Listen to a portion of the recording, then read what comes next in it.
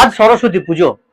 বছরের একটা দিন, যে দিন মন না চাইলেও ফিরে যায় সেই জায়গায় যেখানে সারা বছরের বা সারা জীবনের একটা গুরুত্বপূর্ণ সময় কেটেছে।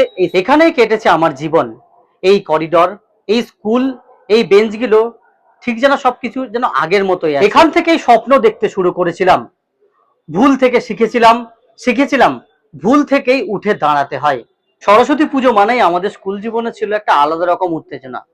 নতুন জামা কাপড়, বন্ধুদের হাসি, আর পরীক্ষার আগে একটু মায়ের কাছে প্রার্থনা।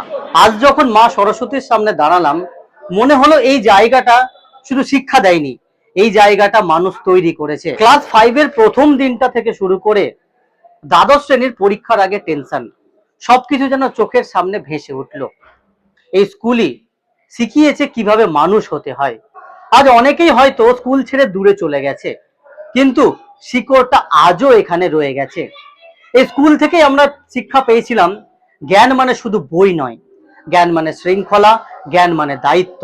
আজকে এই সরস্বতী পুজোর দিনে স্কুলে এসে বুঝতে পারলাম, সময় বদলায়, মানুষ বদলায়, স্মৃতিগুলো আজও চোখের সামনে অবিচল ভাবে ভেসে চলে।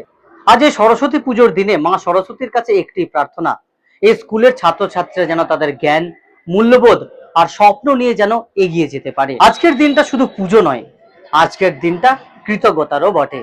দেখতে থাকুন ইনফরমেটিভ প্রবীণ। আবারও দেখাবে এরকম ইনফরমেটিভ ভিডিও নিয়ে। স্টে টিউন উইথ আস, যেখানে ইনফরমেশন পেলেই সচেতনতা বাড়ে।